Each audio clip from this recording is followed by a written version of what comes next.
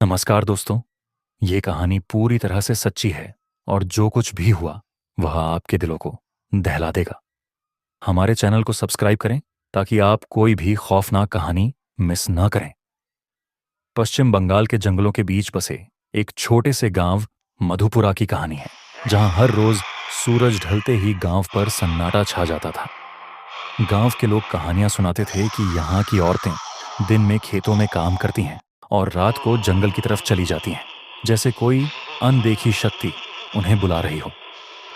गांव की नई दुल्हन मालिनी, जिसने हाल ही में वहां के स्कूल मास्टर रवि से शादी की थी, ने गांव में आते ही इस अजीब सी खामोशी को महसूस किया।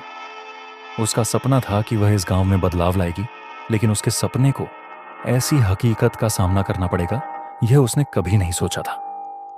शाम ढल चुकी थी और हवा में अजीब सी ठंडक थी। मालिनी घर के आंगन में खड़ी थी। तभी उसने देखा कि गांव की महिलाएं एक एक करके जंगल की ओर जा रही थीं। उनके चेहरे पर कोई भाव नहीं थे और उनके कदम जैसे किसी अदृश्य ताकत के वश में थे। जब उसने रवि से इस बारे में पूछा तो उसने कहा, यहां रात को जंगल की तरफ मत देखना, यह हमारे लिए खतरा बन सकता है। मालिनी को यह सुनकर झटका लगा, लेकिन उसका डर तब और बढ़ गया जब उसने एक औरत को अपने ही आंगन में खड़ा देखा। उस औरत की आंखें खून जैसी लाल थीं और उसके बाल बिखरे हुए थे। उसने मालिनी की ओर इशारा किया और अचानक गायब हो गई। अगले दिन मालिनी ने गांव की बुजुर्ग महिला दादी से पूछा कि यहां रात को ऐसा क्या होता है। दादी ने आंसू भरी आंखों से कहा, यह गांव शापित है।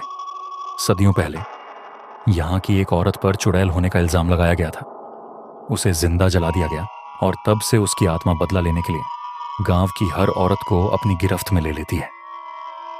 दादी की बात सुनकर मालिनी की आंखों में आंसू आ गए। उसने सोचा कि वह इस डर और दुख के साये को मिटाएगी, लेकिन उसने यह नहीं जाना कि वह खुद एक बड़ी मुसीबत में फंसने वाली है।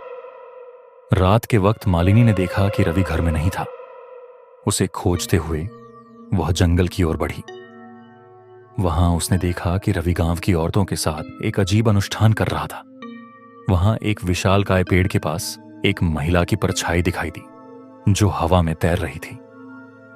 वह परछाई गांव की हर औरत के पास जाकर उनकी आंखों को खून जैसा लाल कर रही थी। औरतें जमीन पर गिरती और फिर अचानक खड़ी हो जाती, जैसे वे चुड़ैल के नियंत्रण में हों। मालिनी ने यह दृश्य देखकर चीख मारी, लेकिन उस परछाई ने पलटकर उसकी ओर देखा।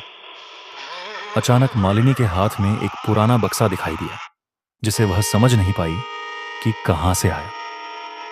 उस बक्से के अंदर एक प्राचीन ग्रंथ और एक चाबी थी। ग्रंथ के पन्नों पर खून के धब्बे थे और उसमें लिखा था, इस गांव का शाप खत्म करने का एक ही तरीका है, उस पेड़ को खत्म करना। लेकिन याद रखना, यह तुम्हारी जिंदगी को भी बदल देगा। मालिनी के चेहरे पर डर और जिज्ञासा का मिश्रण था। उसने बक्सा उठाया और जंगल से बाहर की ओर भागी। क्या मालिनी उस शापित पेड़ को खत्म कर पाएगी? क्या चुड़ैल का आतंक हमेशा के लिए खत्म होगा या ये एक नई शुरुआत का संकेत है? जानने के लिए अगले भाग का